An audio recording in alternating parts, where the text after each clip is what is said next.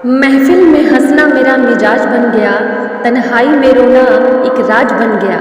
दिल के दर्द को चेहरे से जाहिर न होने दिया, यही मेरे जीने का अंदाज बन गया। नमस्कार दोस्तों, मैं प्रीति स्वागत करती हूँ आपका अपने YouTube चैनल में। दोस्तों, दरअसल महाभारत की कहानी युद्ध के बाद समाप्त नहीं होती है। असल में महाभारत की कहानी तो युद्ध के बाद शुरू होती है, जो आज भी जारी है। जानकार जानते हैं कि वर्तमान युग महाभारत की ही देन है। खैर, हम आपको बताएंगे महाभारत के पात्रों की ऐसी विचित्र कहानी जिनके बारे में आप शायद ही जानते होंगे। ये कहानियाँ हमने भारत से अलग दूसरे ग्रंथों से भी संग्रहित किया है। तो चलिए जानते हैं इन रहस्यों के बारे में। एक रहस्यमयी व्यक्ति शिखंडी। शिखंडी का नाम सभी ने सुना होगा। शिखंडी को उसके पिता द्रुपद ने पुरुष की तरह पाला था, तो स्वाभाविक है कि उसका विवाह किसी स्त्री से ही किया जाना चाहिए। ऐसा ही हुआ, लेकिन शिखंडी की पत्नी को इस वास्तविकता का पता चला तो वह शिखंडी को छोड़ अपने पिता के घर चली गई। क्रोधित पिता ने द्रुपद के विनाश की चेतावनी दे दी। हताश शिखंडी जंगल में जाकर आत्महत्या करने लगा। तभी एक यक्ष ने वहां उपस्थित होकर उसकी स्थिति पर दया करते हुए रात भर के लिए अपना लिंग उसे दे दिया, ताकि वह अपना पुरुषत्व सिद्ध कर सके। हालांकि यक्ष की इस हरकत से यक्षपति कुबेर नाराज हो गए और उन्होंने उस यक्ष को शाप दे दिया कि शिखंडी के जीते जी उसे अपना लिंग वापस नहीं मिल पाएगा। यही शिखंडी महाभारत में भीष्म के घायल होने और अंततः उनकी मृत्यु का कारण बना। दरअसल शिखंडी पिछले जन्म में अम्बा नामक राजकुमारी था, जिसका 2 बहनों के साथ भीष्म ने अपहरण कर लिया था। भीष्म इन बहनों की शादी शारीरिक रूप से अक्षम अपने अनुज विचित्र वीर्य से कराना चाहते थे।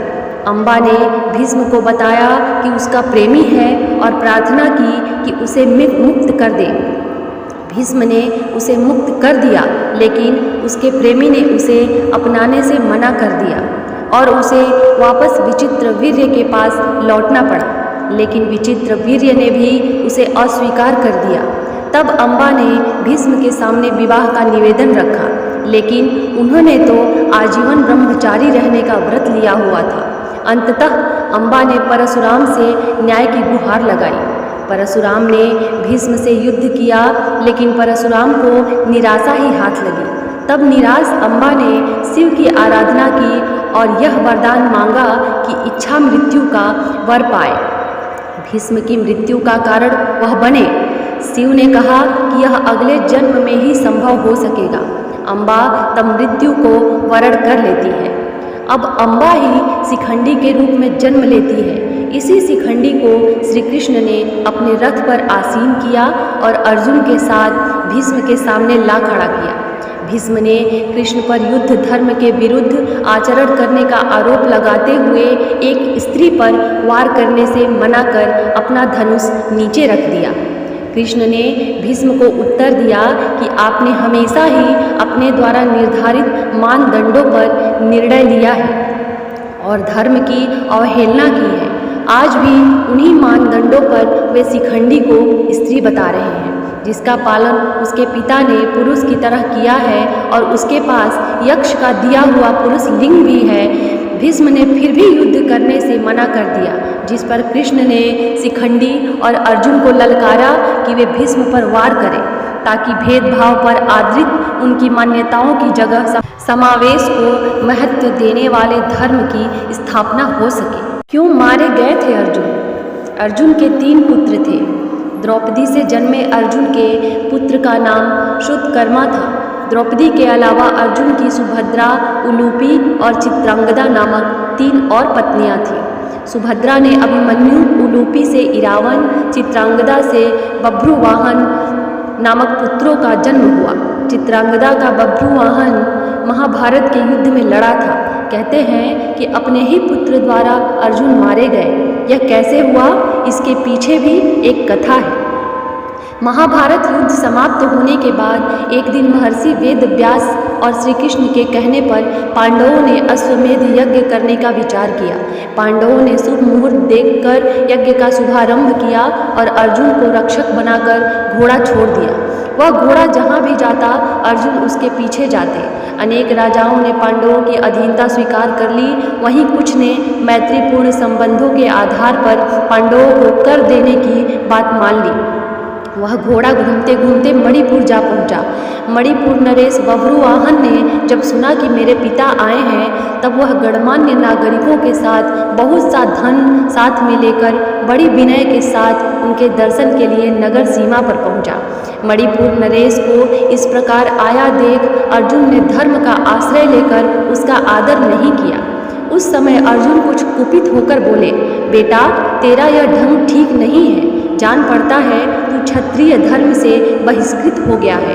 पुत्र, मैं महाराज युधिष्ठिर के यज्ञ संबंधी अश्व की रक्षा करता हुआ तेरे राज्य के भीतर आया हूँ, फिर भी तू मुझसे युद्ध क्यों नहीं करता?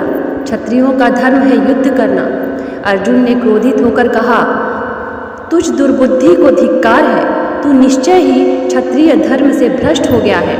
तभी तो एक स्त्री की भांति तू यहाँ युद्ध के लिए ऋण आए हुए मुझे शांतिपूर्वक साथ लेने के लिए चेष्टा कर रहा है। इस तरह अर्जुन ने अपने पुत्र को बहुत खरी खोटी सुनाई। उस समय अर्जुन की पत्नी नाग कन्या उलूपी भी उस वार्तालाप को सुन रही थी।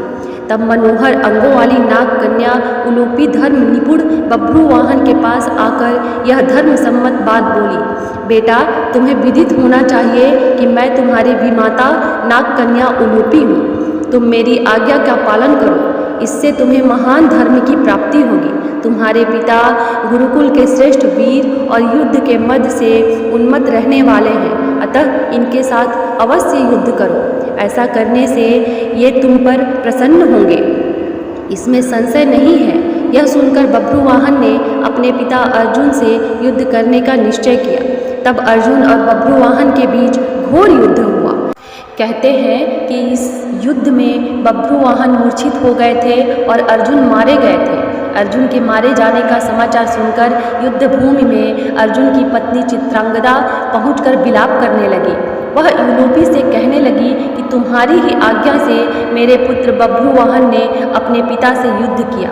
चित्रांगदा ने रोते हुए उलूपी से कहा कि तुम धर्म की जानकार हो, बहन मैं तुमसे अर्जुन के प्राणों की भीख मांगती हूँ। चित्रांगदा ने उलूपी को कठोर और विनम्र दोनों ही तरह के वचन कहे।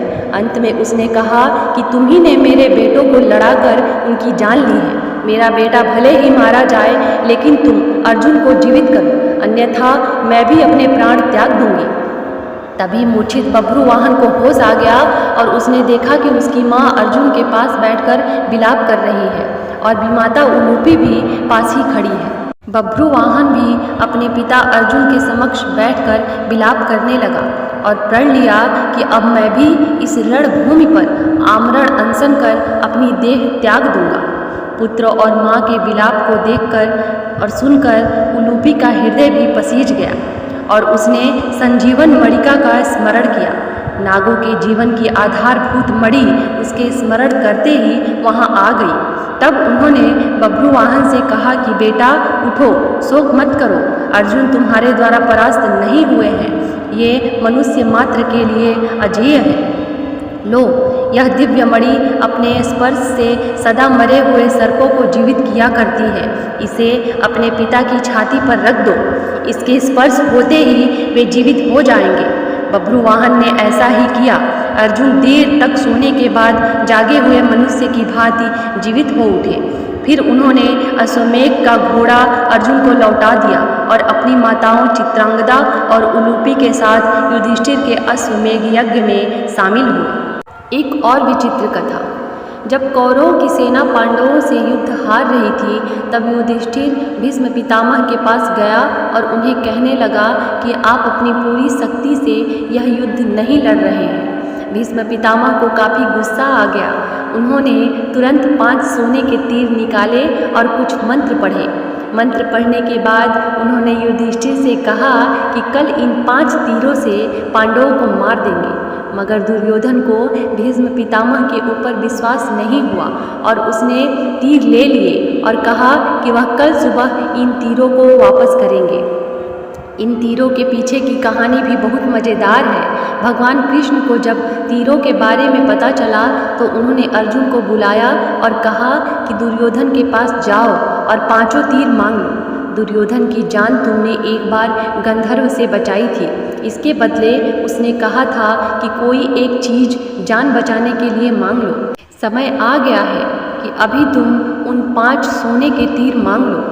अर्जुन दुर्योधन के पास गया और उसने तीर मांगे। क्षत्रिय होने के नाते दुर्योधन ने अपने वचन को पूरा किया और तीर अर्जुन को दे दिए। दोस्तों, तो ये थी महाभारत की कुछ विचित्र कथाएं।